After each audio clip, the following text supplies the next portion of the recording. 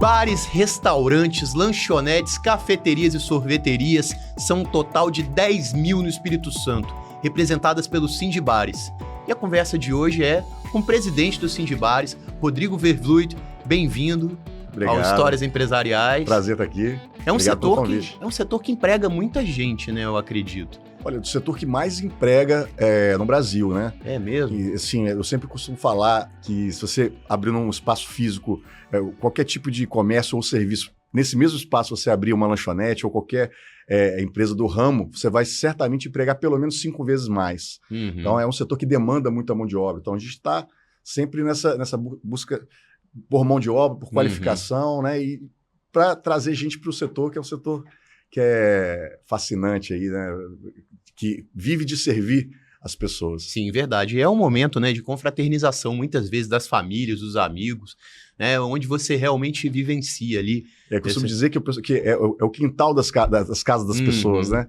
Então é isso, é trazer as pessoas para viver a vida da cidade, a vida dos bares e restaurantes. Anteriormente era dito que era o setor da alimentação fora do domicílio, mas agora esse conceito mudou, virou o conceito é de food service.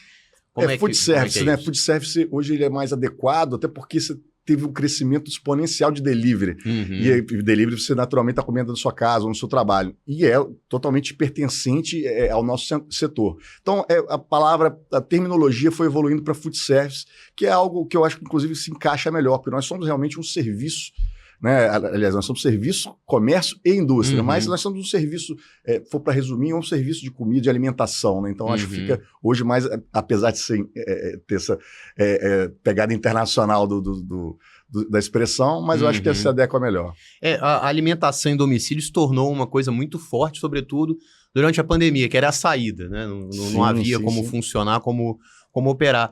Como está a relação, por exemplo, com as plataformas? Existem empresas que, em vez de oferecer por meio do iFood, do Rappi, que oferecem por meio de uma própria plataforma, tem algum tipo de ação assim? Sim. A gente tem contato com todos esses atores, né? Claro que a gente sabe os principais, mas hoje existe plataforma de você acionar o entregador.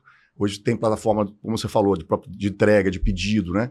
E hoje você tem as dark kitchens também que estão aí no nesse nosso meio ambiente, vamos dizer assim, e que também a gente está sempre conectado para fazer... A razão de ser, né, da instituição é fazer cada vez melhor esse mercado para o empresário, para o consumidor, para o colaborador também. Então, assim, uma das nossas funções é permear isso tudo aí para poder melhorar essa engrenagem. Eu conheço algumas pessoas que trabalham, né, no ramo de alimentação e que dizem que fica muito caro, às vezes, você prestar o serviço por meio de uma plataforma dessas, tipo o iFood, né, que é muito famoso. É muito caro, às vezes nem compensa, né? Isso é uma realidade, atrapalha?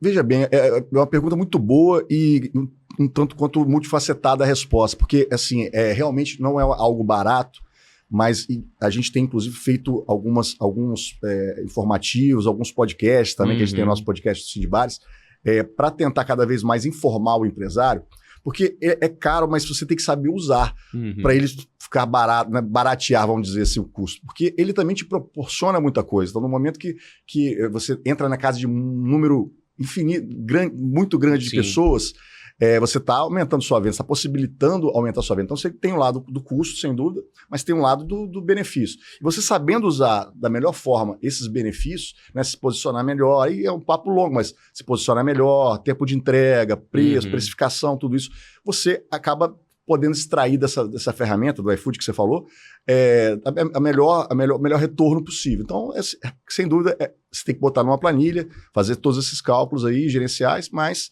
eu vejo hoje como mais uma ferramenta para você estar operando e tem que, como toda ferramenta, saber usá-la, buscando conhecimento sobre a melhor forma de você fazer aquela estrutura girar. Eu vejo alguns estabelecimentos que criam, né, eu falei até uma pergunta baseada nisso, que eu já vi locais que não peça pelo iFood, por exemplo. Peça aqui, ó. Nós damos um desconto adicional. Essa é uma tendência, então. Na verdade, nem só pelo custo, né? Para você tem um outro problema também, entre aspas, aí, que você consegue ter o relacionamento com o cliente quando é pelo seu próprio aplicativo. No iFood você tem esse distanciamento aí, né? Então a ideia somente não é apenas você diminuir o custo, mas também você ter o relacionamento com o cliente. Entendi. É importante, né? Porque ali você fica em relação muito impessoal e, assim, eu vejo que o setor de entrega, a gente vê até na rua, né? Tem muitas motos, muitos motociclistas que estão circulando no pós-pandemia, né? A gente sentiu isso. Mas o movimento dos bares, assim, teve também um interesse maior de as pessoas irem? Não, a gente já ficou muito tempo em casa. Isso perdurou ou é uma situação que já estabilizou? Perdurou e a gente vê um crescimento, né? Eu acho que eu sempre coloco que são dois setores que não são concorrentes. O cara, quando escolhe ficar em casa, ele não eu vou para a rua ou vou ficar... Ele já estava querendo ficar em casa, ele apenas né, melhorou essa experiência de ficar em casa com os deliveries e tudo mais.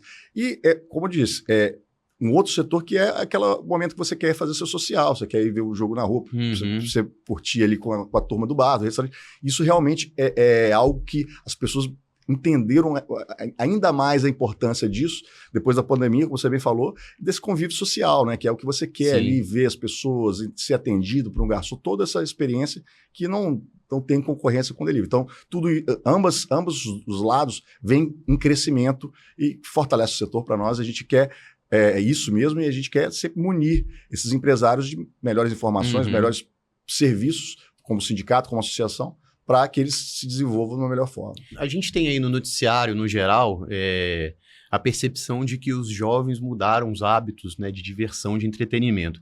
Eles hoje têm, segundo, né, o que consta, que eu infelizmente não sou mais tão jovem para falar sobre o assunto, mas o que diz é que eles procuram geralmente uma vida mais saudável e fazer uma foto com um drink instagramável, né? Não é mais aquela coisa de ficar no bar várias horas e cair na balada e amanhecer saindo da festa. Isso é sentido também dentro do ambiente dos bares? Sem dúvida, há uma mudança de comportamento. Aí, até brincar com a expressão que você usou, né? Falou, busca um estilo de vida mais saudável, mas o que é saúde, né? O que é saúde mental das pessoas que precisam desse convívio, além de tudo isso. Mas não há dúvida que há uma mudança de comportamento das pessoas. O setor, isso é percebido aqui no Espírito Santo também. E o setor ele vai se moldando em torno disso. Mas, assim, ainda, volto a dizer, essa questão de conceito de saúde, as pessoas precisam muito se atentar para a saúde delas mesmas, saúde psiquiátrica, saúde mental, né? Delas estar em convivência com as pessoas, se divertir. Exatamente. Entender que isso é fundamental para a vida delas. Eu até estava brincando com um grupo de amigos falando, antigamente você via a turma, sentava, pegava uma cerveja, um petisco, e aí pegava um esquinho, né, um drinkzinho para acompanhar ali. Hoje em dia, isso eu percebo que caiu em desuso, né? A garotada às vezes toma uma cervejinha, pega um drink bonito, né, para tirar uma foto. É interessante saber que é uma alteração que está sendo sentida. Que não é nem só a questão da saúde, são vários fatores, né? E eu acho que, inclusive, nisso que você falou, dessa diferença, acho que a gente tem mais ou menos a mesma geração aí, tem uma diferença de custo também de hoje em dia, né? As coisas ficaram mais caras para todo mundo, né? Então, eu acho que tem também esse fator econômico que entra nessa jogada. Enfim, acho que são vários elementos aí que mudaram e eu acho que isso é natural que vá se mudando de geração para geração, mas que é perfeitamente normal. Essa é até uma explicação, né, por exemplo, para os boates, que já não tem mais a força que tinham antes. O que se diz é que antigamente você tinha as coisas mais baratas, sobrava dinheiro. E hoje em dia, com o orçamento mais apertado, fica a preferência. Exatamente isso. E fica ruim para todo mundo que está nesse ecossistema, né? Porque desde o cara da boate que ele também não está conseguindo, no seu exemplo da boate, que também não está conseguindo repassar os preços, não está conseguindo fazer aquilo girar, como para o consumidor também, que ele já também não tanta gente consegue ter acesso a isso. Então, acaba tendo essa realocação, vamos dizer assim, de consumo, de formas de consumo. É o que acontece, são vários elementos que a sociedade vai realmente refletindo, né? As boates, elas não estão, as casas de entretenimento também estão representadas pelos Sindibares? Sim, a nossa base, sim. Também, interessante, bacana. E, bom, falar aqui de restaurante, né? A gente tem aí no Espírito Santo uma gastronomia riquíssima, né? E é quase que uma obrigação comer uma moqueca capixaba. Teve um aumento porque a gente vê o Espírito Santo crescendo, né, em termos turísticos. Teve um aumento pelo interesse na gastronomia capixaba? Sem dúvida. Na planilha do turismo, costumo dizer, a gastronomia, ela abocanha pelo menos 85%. Então, assim, nós mesmos, como turistas, a gente entende que a gente vai para o lugar, quer realmente conhecer restaurantes, conhecer bares, enfim, toda essa parte do turismo que é fundamental. E aqui não é diferente. A gente tem sentido esse aumento do volume turístico. A gente trabalha, inclusive, a gente faz parte, como instituição, da Câmara Empresarial do Turismo, da FIComércio, né? E a gente trabalha em conjunto com a Secretaria de Estado de Turismo e todas as secretarias que envolvendo isso, todos esses atores, né, do turismo, trabalha muito para fortalecer ainda mais o turismo, que precisamos crescer bastante ainda, mas houve, sem dúvida, uma melhora nos últimos tempos. A sociedade começou a pensar dessa forma, começou a entender a importância do turismo para o Estado, para a economia, para a reforma renda tributária das pessoas. Aí, né, que é necessário aumentar o consumo. Exatamente. Então as pessoas o capixaba tem entendido isso. Então, acaba que nós estamos conseguindo evoluir por todas essas forças aí, todos esses atores e também por uma mudança de percepção da própria população. Certo. O Rodrigo, além de presidente do Sindibares, é presidente da Abrazel. Queria que falasse um pouquinho sobre essas duas instituições, sobre o trabalho e a história.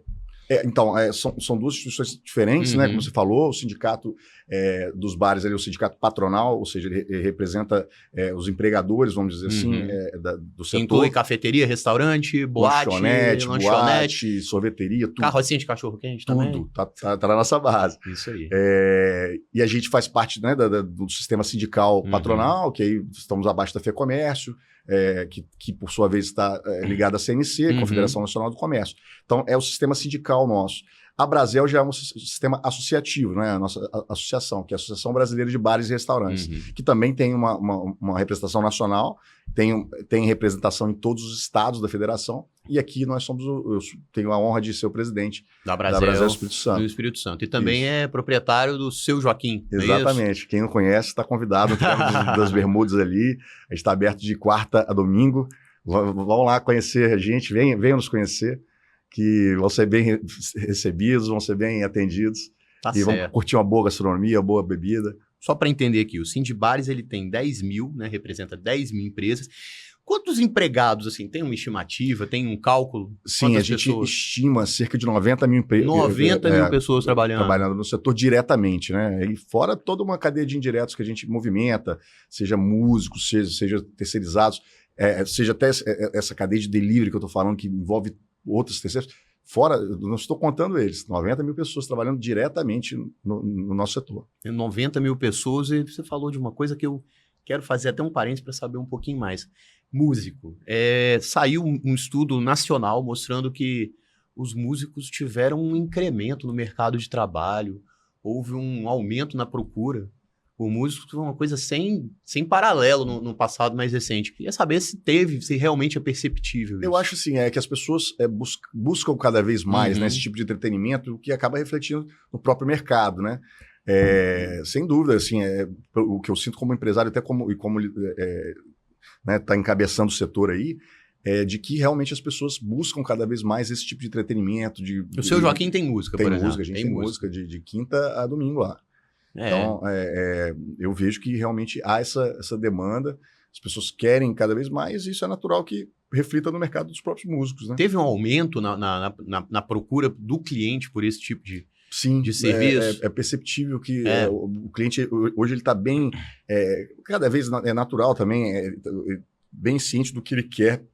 Então ele vai atrás realmente das coisas, né, que hoje você tem internet, né, você tem as redes sociais aí para te colocar no mundo nas plataformas para você ser visto como o que você realmente é. Então as pessoas vão realmente buscar o que elas gostam cada vez mais. E a música tem um papel fundamental nisso aí. É curioso porque eu ia estudar música, né? Eu queria estudar música quando eu era adolescente. Nossa, a família não gostou muito.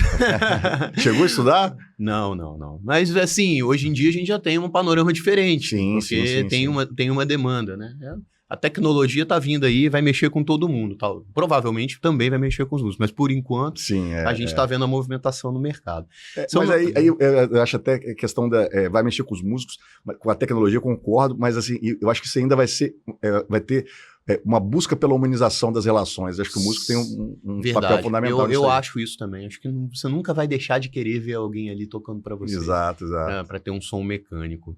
Bom, são 90 mil empregados e, assim, não sei o setor de bares, mas os empresários todos relatam um sentimento de que falta gente para trabalhar, né? Que tem uma escassez muito grande de mão de obra. O setor de bares e restaurantes e afins não é diferente. Não é diferente, muito pelo contrário. A gente sofre muito, como eu falei no início, né? A gente emprega muito, então tem esse sofrimento mais ainda aflorado. Eu acho que isso é um problema nacional, não é setorizado, né? Como você bem falou, eu acho que é algo que precisa ser repensado. Eu falo bastante aqui na tribuna também, que as relações de trabalho precisam ser repensadas, porque todas as partes envolvidas nessa relação não parecem estar satisfeitas, né? Tanto quem emprega como quem é empregado. Hoje você tem uma dificuldade, todo mundo sabe disso, muitas pessoas que não querem assinar carteira mais, então você ainda tem esse vácuo aí. Muitas pessoas na informalidade. Muita gente não quer assinar carteira. Muita gente não quer. Por exemplo, garçom, às vezes, não é interessante. Muita gente não quer, entendeu? Não quer o compromisso como era antigamente, né? Mudou essa percepção. O cara não quer o compromisso, não é nem só pela formalização. Também, tem muita gente que fala muito, o que tem bolsa, tem isso também, mas não é o fundamental, né? Quer dizer, é uma parte importante, mas é muito além disso. As pessoas realmente não querem o compromisso, ele está ali, está hoje daqui, outro com você, então realmente há uma dificuldade de formalização dos vínculos, né, das relações de trabalho, que precisa a gente como sociedade repensar, né, buscar esses atores, sentar na mesa, conversar e evoluir. Acho que a gente precisa estar sempre evoluindo. E nesse caso, hoje, eu falo isso, tem artigos meus dizendo isso também, a relação formal de trabalho está em xeque no Brasil. E a gente precisa debater isso, trazer para o debate. Não seria o caso, não sei se tem alguma empresa que já planeja isso, de criar uma relação, um vínculo por aplicativo, por exemplo, uma uberização, por assim dizer? A gente aí tem dificuldades legais com isso, mas já até foi tentado, tem algumas iniciativas, mas aí sempre esbarra nesse problema legal, né, da relação de trabalho. O Uber pode, o Uber faz, por exemplo. Agora está novamente, né, no STF, enfim, mas volto a dizer, houve uma evolução aí nessa relação de trabalho, nesses casos, como você falou. Então, eu acho que a gente precisa também, em todos os casos, trazer para esse debate uma E eu não digo, não estou apontando o caminho, não. Eu acho que a gente tem que debater e só constatar que todas as partes envolvidas nesse relacionamento estão insatisfeitas. A gente precisa trazer isso para a mesa, porque há uma consequência muito grande, que é a consequência econômica, que bate na vida de todos nós como sociedade também. Né? Se você não consegue produzir mais, se você não consegue... isso já acontece vários casos de pessoas que falam, pô, eu abriria um outro restaurante, só não vou abrir porque eu sei que não vou ter mão de obra. Eu abriria, isso aconteceu já várias vezes também, eu abriria de dia e de noite, mas não vou abrir de noite porque eu não vou conseguir mão de obra. Então, assim, você acaba trancando o aumento da produção. O que é ruim para a economia nacional, do Estado, das cidades. Então, é um problema que é muito grave e a gente não tem aberto os olhos para isso. Tem um restaurante que nós noticiamos até em A Tribuna, colocou um robozinho, né? Um robô mesmo. Sim. Parece o R2-D2, e o bichinho vem com a bandejinha. Sim. E ajuda, né, o garçom. Isso também é algo inevitável, né? As coisas vão cada vez mais se automatizar. E a gente precisa, volta a dizer, por isso mesmo a gente precisa melhorar essas relações de trabalho para que não haja até um futuro desemprego, para que não haja, mas naturalmente, para que haja uma especialização dessas pessoas, para uma melhora nessa relação de trabalho, não porque a automação está aí, realmente. Agora, falta segurança jurídica, assim, por assim dizer. Bastante, passa também por segurança jurídica, falta muita coisa. Eu acho que a gente precisa evoluir como essas relações são tratadas, e a gente está tratando elas ainda como muitos anos atrás. E a sociedade mudou muito nos últimos anos, né? Com as redes sociais, agora com a inteligência artificial. Então, assim, precisa realmente estar atualizando as nossas relações. O setor tem procurado investir em tecnologia como um todo? É uma busca? Sem dúvida. Eu acho que é uma busca, inclusive, necessária, né? Quem não faz isso está fadado ao fracasso e a desaparecer, porque hoje as redes sociais, por exemplo, que eu falei, são plataformas importantíssimas, né, na nossa relação com o cliente, na nossa relação com a sociedade. Então, agora com essa cada vez aumentando as coisas de inteligência artificial, vai precisar estar se atualizando nisso, porque vai ser inevitável. Isso já está no nosso dia a dia. Hoje já tem, por usar como exemplo, hoje já tem fornos de cozinha que estão usando inteligência artificial. Então, é necessário que todo mundo esteja entendendo que as coisas já estão calcula mudando. Ali tempo e... Tudo. Você acha, parece de filme de ficção, né? Mas o forno está ali, ele faz tudo, está em contato com o seu celular. Então, assim, é algo realmente muito evoluído e mesmo? Que é inevitável, né? Isso só tende a exponenciar, cada vez exponenciar isso mais. Hoje são 90 mil empregados. Se a gente fosse falar em déficit, quantas pessoas faltam para o setor? Aí eu coloco uma média de 3 a 4 mil pessoas. 3 a 4 mil pessoas necessárias só para a operação atual, né? Sim. Sem contar ampliações, pessoas que querem abrir não conseguem. Sem contar isso aí. No movimento natural, normal de mercado ali. Eu tinha... Meu avô, meu saudoso avô, falava, se tudo der errado, eu vou comprar um quiosque na beira da praia, vou montar um boteco, vou colocar, né? Se sobrar, nós vende e tal, né?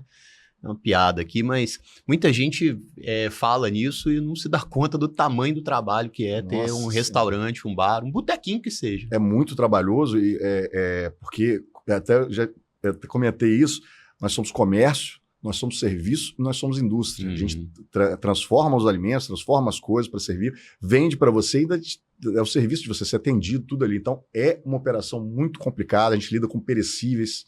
Então, assim, a pessoa que entra achando que é fácil,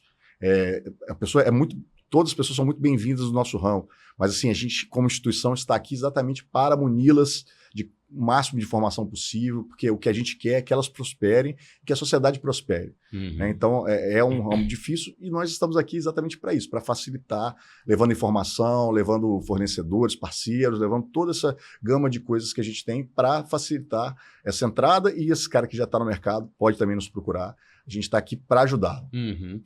O Sindibares tem algumas realizações, como Roda de Boteco, né, que está acontecendo. Queria saber um pouquinho mais a respeito, como que é essa experiência. Nós somos parceiros do Roda de Boteco já há 20 anos. O Roda de Boteco não é uma organização do Sindibares. Nós somos parceiros, né? E já há 20 anos. É um festival talvez os mais importantes aqui do Espírito Santo. E é muito legal que as pessoas já sentem parte, né, da vida das pessoas. Viver isso, ir lá, fazer o tour dos botecos, né, para conhecer os tiragostos que são criados especialmente para essas edições. Então é algo muito bacana, algo que engrandeceu muito. Hoje engrandeceu muito o setor de gastronomia. Hoje é olhos vistos que você vê, né? A gente mesmo, como capixaba, vê quantidade de diversidade de gastronomia que a gente tem, que não tinha no passado.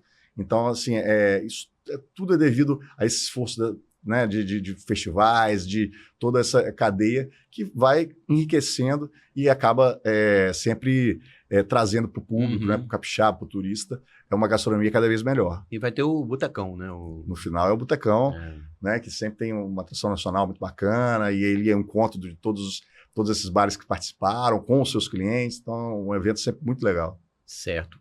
Queria fazer uma pergunta. Hoje, qual é o maior desafio, a maior dificuldade do setor?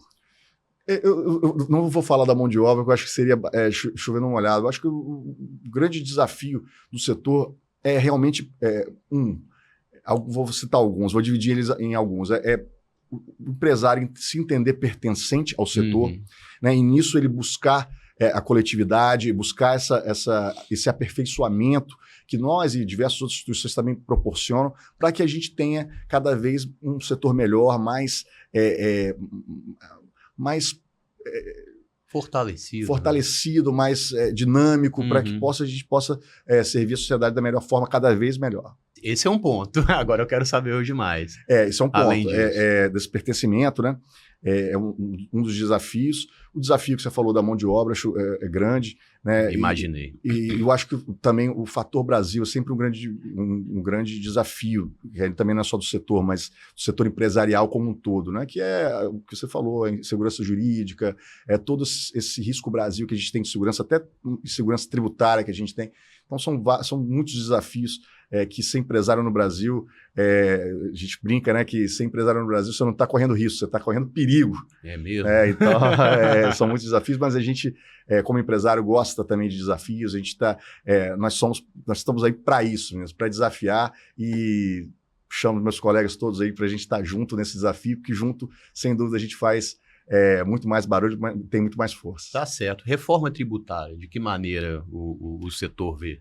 O setor, a gente tem, inclusive, um orgulho de falar, né, que devido a um movimento nosso nacionalmente organizado, a gente conseguiu mobilizar todos os parlamentares e, pela primeira vez da história do Brasil, nós temos bares e restaurantes sendo citados na Constituição, na própria reforma tributária, e de uma forma positiva, né, que lá a reforma nos autoriza a ter uma alíquota diferenciada. Uhum. E não é nenhum benefício, na verdade, é a sociedade entendendo o quanto que nós empregamos e o quanto que nós servimos a própria sociedade. Então, além de ser um ramo que tem a ver com a alimentação, que é algo vital para as pessoas e é algo que precisa ser incentivado, né? Eu sempre falo que o brasileiro ele precisa cada vez comer melhor e comer mais, né? Que isso é um sinal de evolução social.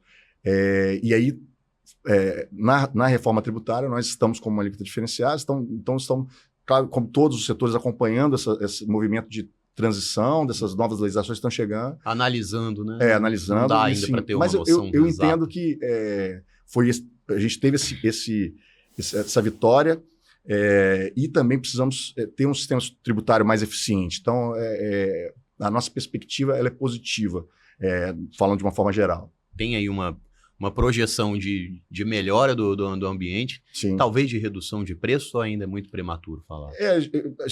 O setor de bar e restaurante ele é conhecido, eu já falei para a tribuna aqui muitas vezes disso, isso é verdade, a gente represa muito preço, não é algo que nos alegre repassar preço para o cliente, muito pelo contrário, nós, nesse período todo de inflação de alimentos que nós tivemos, muito mais acentuado nos últimos anos, a gente vem recolhendo, segurando isso, diminuindo margem, aumentando a eficiência das operações, para não repassar isso. Agora, claro que aí uma mudança tão drástica no sistema tributário, a gente realmente precisa ter uma vivência maior nesse novo sistema para poder entender como é que vai realmente chegar nas nossas operações. A inflação dos alimentos, então, pressiona aí. Pressiona muito, né? A gente teve muita inflação de alimentos nos últimos anos, o que é algo muito triste, porque afeta sempre os mais pobres, afeta os nossos negócios, então é algo que nessa reforma nós batemos bastante, né, que o brasileiro precisa comer bem, comer melhor e frequentar bares e restaurantes porque é algo necessário para a vida das pessoas, que é a convivência social. O transporte por aplicativos, acredito que tenha se tornado uma solução para um problema, que era as operações muito bem-vindas, inclusive, né, da lei seca, para evitar, né, que as pessoas bebam e dirijam. E isso resolveu mesmo? As pessoas estão indo para o bar, acabou o drama de... Sim, as pessoas... Hoje é um outro estilo de vida, né? As pessoas nem querem mais sair com o carro, tem o trabalho, estacionar, principalmente se vai beber, cair numa brisa. Então, hoje, o transporte aplicativo já é algo muito... parte da nossa vida, já é né? parte da vida. Então, as pessoas já se habituaram com isso, sabem que é muito melhor você voltar para casa sem precisar dirigir, sem precisar ter ido estacionamento, enfim, todo esse desgaste. Então, sem dúvida, mudou a forma da gente ver, né, do cliente chegar, do cliente ir embora do estabelecimento. Houve também uma mudança no mercado, que eu lembro que há muito tempo, já tem muito tempo, estou entregando minha idade aqui, a gente tinha uma oferta de bebida, assim, de cerveja, né, que é o carro-chefe, acredito que seja o carro-chefe, tinha uma oferta pequena, né, tinha poucas marcas disponíveis. Hoje a gente tem uma gama grande, acredito. Sem dúvida. É o carro-chefe, a cervejinha ainda é o carro-chefe? Não dá para falar, porque assim, como eu falei, a nossa base ela é muito grande, né? Vai desde da sorveteria, então, desde o cara que é self-service, que na sorveteria não tem cerveja, né? Até o cara do self-service também, que não que é do dia a dia, né? Cantina de colégio, de faculdade, tudo isso é da nossa base. Então, não dá para dizer que é o carro-chefe de uma operação. Mas, sem dúvida, faz parte do nosso meio ambiente as cervejarias, né, as grandes, pequenas. E, como você bem pontuou, aumentou muito a diversidade, porque melhorou o paladar da sociedade brasileira como um todo. Isso é até natural, há estudos disso aí, que as sociedades elas vão melhorando o seu paladar, seus gostos, né, de comida, de bebida, e isso vai... O gosto se melhora, né? Você vai melhorando sua percepção sensorial. Isso vai demandando dos atores melhoras também, mais ofertas, né, de coisas, as pessoas vão se formando cada vez melhor, né? Então, sem dúvida, cada vez a tendência é ter isso mais ainda pulverizado. No passado também as sorveterias buscaram açaí, que acabou se tornando sucesso de vendas em qualquer época do ano, vende muito. Tem um novo açaí aí? Algum produto que vai ser tipo açaí, que vai estourar? Que falando do ramo de sorveterias que você citou, a gente tem visto produtos de sorveterias italianas, muita diversificação. Porque a coisa meu ponto fraco. As coisas elas vão pulverizando, gelato.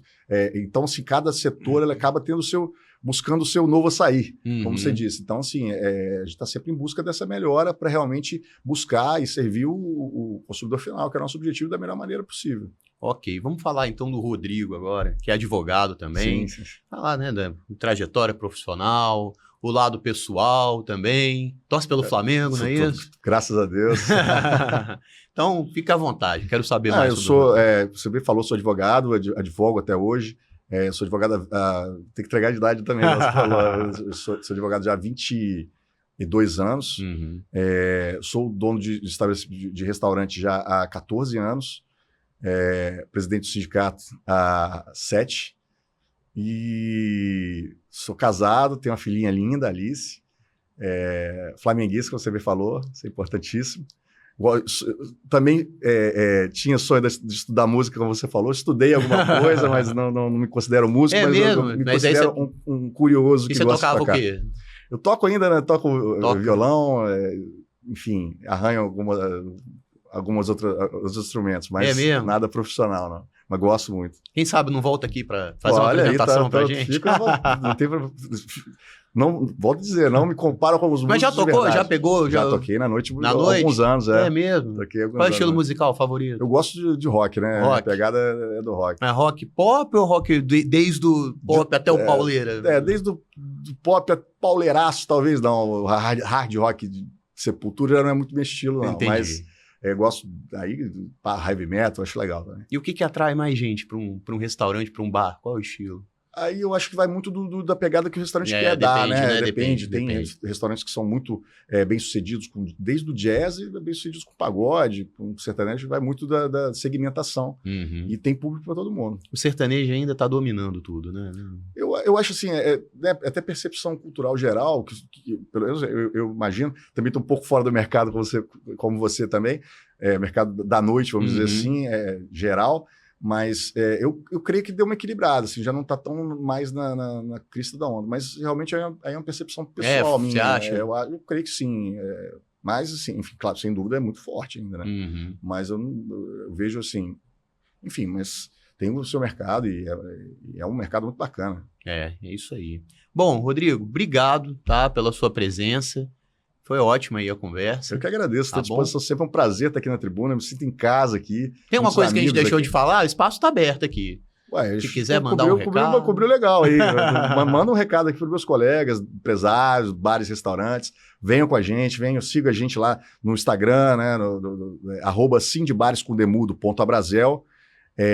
Nosso Instagram. A gente tem nosso podcast, que é o Resenha de Bar, de Bares lá também. Vai no YouTube, busca lá, tem muita informação para o cara, né? O que eu sempre falo no próprio programa, a nossa ideia é fazer com que o empresário ele bata o menos cabeça possível, né? A gente realmente trazer informação para que ele possa resolver esses problemas do dia a dia, que quando a gente se junta, cara, vê que todo mundo tem, e isso ajuda muito, a gente se ajuda, né? E a gente passa a não nos enxergarmos mais como concorrentes, mas sim como companheiros, né? de categoria, e isso é muito bom para todo mundo. Perfeito. Essa entrevista está disponível nas edições impressa e digital do jornal A Tribuna, no portal Tribuna Online, em nosso canal no YouTube e nos tocadores de podcast.